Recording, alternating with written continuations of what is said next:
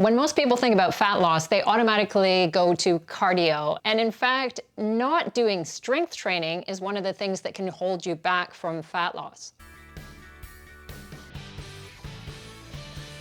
I generally recommend strength training from 2 to 5 times per week. This can be weight training where you're actually lifting heavier loads, or dumbbell training, and it can also be body weight training as well, although you have to be a bit more careful there so that you can still achieve progressive overload and start pushing your muscles for further growth. Weight training helps you to preserve and build muscle mass, and that's actually highly effective for fat loss, particularly in the long term. While you're not burning tons of calories when you're doing most weight training workouts, although maybe circuit training workouts are a bit of an exception, you're going to be burning more calories at the time. What really matters is that you're managing to put on more muscle mass, which makes your body slightly, and I do emphasize slightly, more metabolically active. Often people overestimate the amount of calories that you're burning off when you add muscle. It isn't really that much more. However, if you're simultaneously losing fat as well, say you've lost 30 pounds, I mean, if you've done that, really great job, because that's awesome. That means that instead of carrying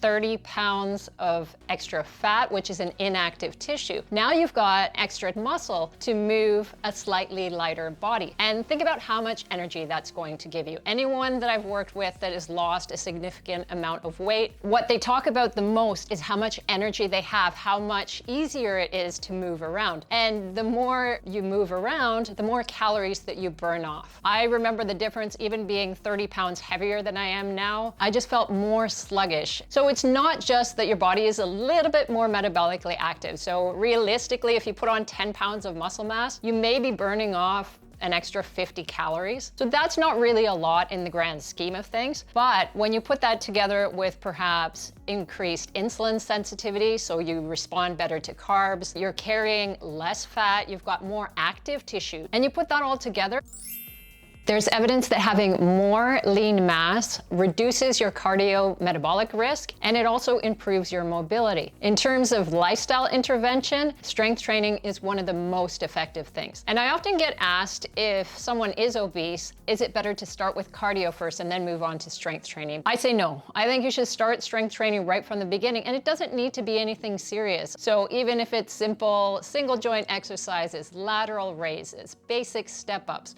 a half squat, it's perfectly fine to start like that. It doesn't need to be a full deadlift. When I say strength training, it really just means focusing on getting stronger. So if right now you're very sedentary, then just basic exercises can be a great start. So don't be intimidated by strength training or weight training. It has so many benefits for fat loss. Getting enough protein is also really important. Protein helps you build and maintain the muscle that you're building with the strength training. And it's been shown that protein can help you maintain your muscle mass when you're in a caloric deficit, because there is the danger as you're losing weight that you're also going to lose muscle mass. And that's definitely not something that we want for long-term benefits. You want to maintain as much of your muscle mass as possible while losing fat. And protein helps you do that. Protein is the most thermogenic nutrient, so your body takes the most calories in order to burn that protein off. It also helps reduce your appetite and increase your feeling of fullness with a meal. And this is super key, because if you're looking to lose fat, to lose weight,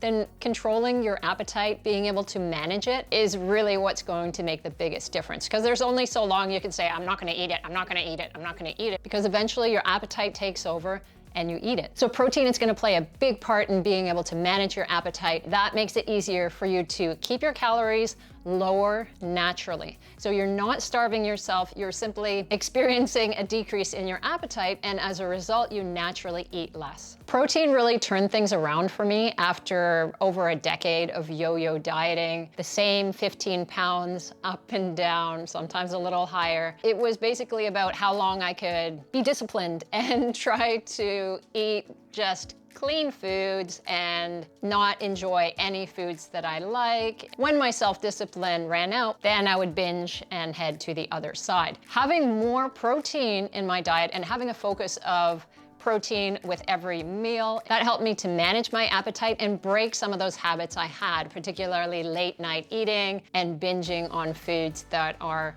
calorically dense things like ice cream and chocolate. And just so you know, I do eat those things now, but I'm able to have smaller portion sizes, where before, if there was a pint of Ben & Jerry's, I ate the whole pint of Ben & Jerry's, and sometimes went and bought a second pint of Ben & Jerry's. And if there was chocolate, I would have to have the entire family size bar. I've always been a complete carb junkie, whether it's the healthier stuff like the sweet potatoes and potatoes, I've always loved those, but also the other hyper palatable delicious foods like the aforementioned chocolate and ice cream. Focusing on protein really changed the way that I ate, and it made it much more satisfying, so that I didn't feel like I needed so many treats all the time. And as I said, my appetite decreased as well. I always considered myself to have a very healthy appetite. I could eat an entire loaf of crusty Irish bread in one sitting with a whole bunch of olive oil. I mean, that's gotta be more than 1,000 calories. When I started to focus on having protein with each meal and eating protein first in that meal, so that sometimes I didn't have as much appetite for carbs at the end, I really saw a difference. My primary protein sources are chicken, turkey,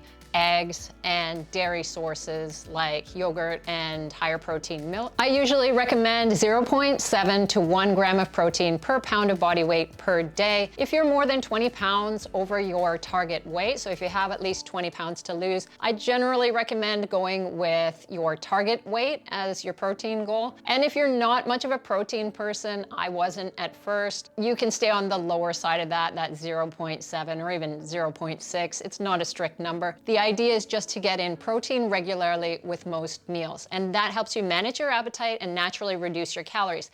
That leads to fat loss. My next tip is to walk more. Daily movement is really important, not just for the fat burn that you get, and you will get some, although the calories that you're burning off are not that high. I think it really pays off in that you just feel more energetic, more likely to make healthier choices. You start to see yourself as that healthier person who moves around a lot, and that person is less likely to be lying on the couch, stuffing themselves with food mindlessly all the time. And when we look at our total daily energy expenditure, so that's the amount of calories that you burn in a day, something called NEAT, non-exercise activity thermogenesis, is 10 to 15% of that. So that includes activities like shopping or cleaning or those regular short walks. There's also difference whether you're sitting or standing, so try to stand more often as well for a little bit of extra calorie burn. For me, I found that when I make an effort to walk more, to get up from my desk when I'm working from home, then I just feel better. I'm more energetic, more likely to kind of keep moving throughout the day, and I don't feel as stiff because we're not really designed to stare at computer screens or at phones hours and hours a day, but a lot of us have to. So it's just one way of kind of getting around that sort of sedentary society that we're in. Just try to move a little bit more. I actually set up a timer, so every 25 minutes, I at least get up and go to the bathroom or have a cup of tea or some water or something like that. Regular movement can add up over the course of the day. Another way to get more fat loss is to get more sleep. I cannot overemphasize the importance of sleep. It really makes such a difference for everything in your life, really. Your ability to make choices when it comes to food. So when I'm not sleeping well, I'm much less likely to make the right choices. I will get to the end of the day and I'll be like, okay, I can't be bothered to make this. Maybe I'm gonna order this, or I'm gonna lie here a little bit longer and let's have another treat. And that happens to most people. We get tired and we don't want to do anything but sit around and eat. So getting enough sleep definitely affects your energy levels, your mood. If you're not in the best mood, you may also be turning to food. Most of us do that. It also affects your immune system, your digestion, and your willingness to exercise or prepare healthy meals. So a lot of things that can affect your fat loss. There are also hormonal impacts. Not sleeping enough can also increase your ghrelin levels and decrease your leptin levels. So ghrelin is the thing that turns you into a gremlin. So it makes you eat a lot, not necessarily even after midnight. And then leptin is what contributes to that feeling that you're full and you're gonna stop eating. So you're gonna get an increase in ghrelin and you're gonna get a decrease in leptin, and that's obviously not a good thing. Now, I recognize that there are times when you won't be able to get good, consistent sleep. You may be a shift worker or have young children. I certainly remember those first 2 to 3 years of my son's life where he was waking up, and I definitely likely was not getting good, consistent sleep. And there's really not a lot you can do about that. I'm assuming you want to keep your kids, despite them causing this problem with your sleep. But the idea is to just get as much sleep as you possibly can. Try to go to bed earlier if it's possible. It's not impossible to lose fat if you're not sleeping enough. I still managed to maintain my weight while waking up 2 or 3 times a night and never getting consistent sleep. So there are other things that come into it as well. I don't want you to panic if for some reason you're not getting consistent sleep. But if you have some control over it, it can definitely make an impact. Another thing you can do to increase fat loss is to reduce alcohol and processed foods. Now, I want to be very careful here and say it doesn't mean you need to eliminate alcohol or eliminate processed foods. It all depends on how much you're consuming and what impact it has on you. I even created a video about how you can drink alcohol and still lose fat, so it is possible, but you do want to limit your intake. Part of it is just how much you're consuming, so how many calories and alcohol are you taking in over the course of the week? Is it making it hard for you to stay in a calorie deficit and lose fat? The other impact of alcohol comes from when you drink a little bit too much alcohol. Perhaps you're eating a bit late at night while you're still drinking the alcohol, or you're eating more the next day. And also the next day, you might not be feeling all that chipper, so you might not move around as much. You're not burning off as many calories, so you're losing some calorie expenditure, and you might be increasing some calories as well. So if you take alcohol out of that equation, or you only have smaller amounts and less frequently, then you can definitely get more fat loss. Alcohol can also interfere with your sleep, and we've just talked about how that can be a problem. Now, when it comes to processed food, I'm very careful to say reduce your processed food rather than eliminating it completely. It's almost impossible to have completely unprocessed food anyway. Most of us are not eating just whole fruits and vegetables all the time, and that's not really something to aim for. There is balance in terms of protein, fats, and carbs, and it's okay to include processed foods even on a regular basis in smaller quantities or in larger quantities, but not that frequently. So it's kind of up to you how you want to work that. I tend to do smaller quantities of things that I really enjoy, so chocolate and ice cream, and I have those fairly regularly most days, but smaller amounts than perhaps I would have in the past. When we talk about daily calorie consumption, there's something called the thermic effect of food, and that's the calorie burn that you get from your body digesting the food that you take in. So protein is higher in TEF,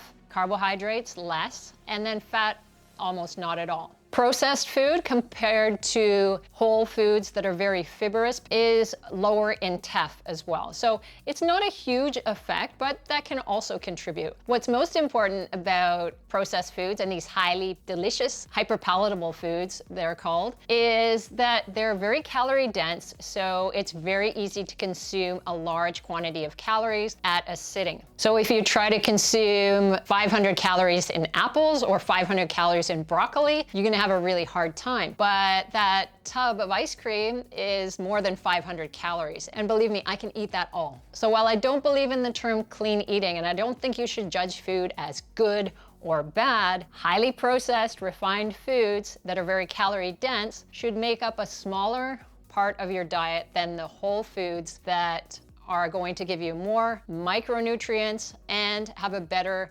macronutrient spread. So higher amounts of protein, a balanced amount of fat, and some carbs as well. So I hope those tips get you on your way to fat loss. If you have any questions, please leave them for me in the comments. I do try to respond. And if you want to know more about fat loss, check out these videos as well.